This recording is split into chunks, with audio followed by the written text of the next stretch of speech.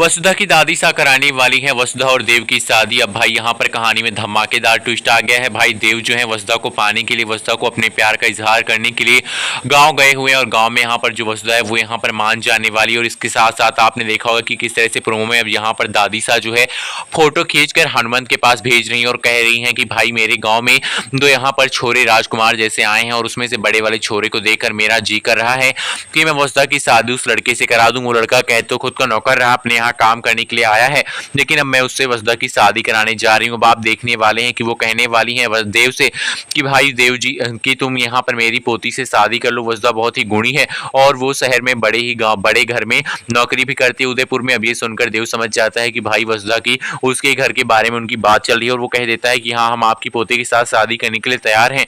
तो वसुधा की दादी सा काफी खुश हो जाती हैं और यहाँ पर हनुमान से कहती हैं कि वो राजकुमार जैसा लड़का हमारी वसुधा के साथ शादी करने के लिए तैयार हो गया है। अब मेरी वसुधा की जिंदगी यहाँ पर बहुत खूबसूरत होने वाली है। आपको बता दें कि भाई अब कहानी रिपीट की जा रही है। आपने देखा होगा, आपको याद होगा तो अविनाश भी अपनी शादी के लिए दिव्या को मनाने के लिए उनके गांव गया था, जहां पे उनके बाबू सा उस प्यार को लेकर यहाँ पर मान ही नहीं रहे थे। लेकिन अब यहाँ पर कहानी फिर से वही मोड़ लेगी, जहाँ पे आपको दिखाया जाएगा कि भाई यहाँ पर वसुधा को भी मनाने के लिए देव अविनाश को लेकर गाँव गया हुआ है।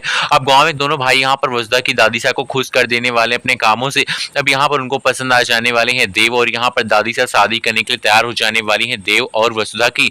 लेकिन भाई जो यहाँ पर चंद्रिका सिंह चौहान, उनको इन सब चीजों की कानों में कान भनक नहीं पड़ेगी।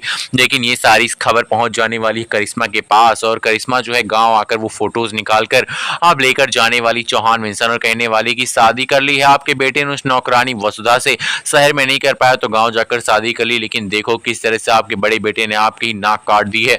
अब ये सुनकर चंद्रिका सिंह चौहान का खून खौल उठेगा। अब यहाँ पर करिश्मा जो है आग में घी डालने का काम करने वाली है।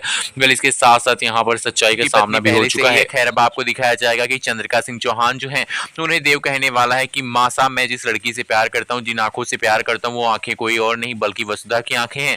ये सुनकर चंद्रिका सिंह चौहान को 440 वोल्ट का झटका लगेगा, क्योंकि भाई चंद्रिका ने कभी वसुधा को अपने घर की बहू के रूप में नहीं सोचा है, ना ही उसे अपनी घर की बहू बनाने के बारे में कभी सोचा था। लेकिन अब जब देव उसे कहने वाला है कि मैं उसी से शादी करूंगा जिसकी आंखें हैं और वो आंखें वसुधा की हैं, तो क्या मैं उनसे शादी कर सकता हूँ? तब यहाँ पर देव से चंद्रिका कहने वाली है कि इन सब बातों के लिए हमारे पास समय नहीं और हम वसुधा के साथ तुम्हारी शादी करने के बारे में सोच ही नहीं सकते, क्योंकि हमने कभी इन सब चीजों के बारे में सोचा ही नहीं।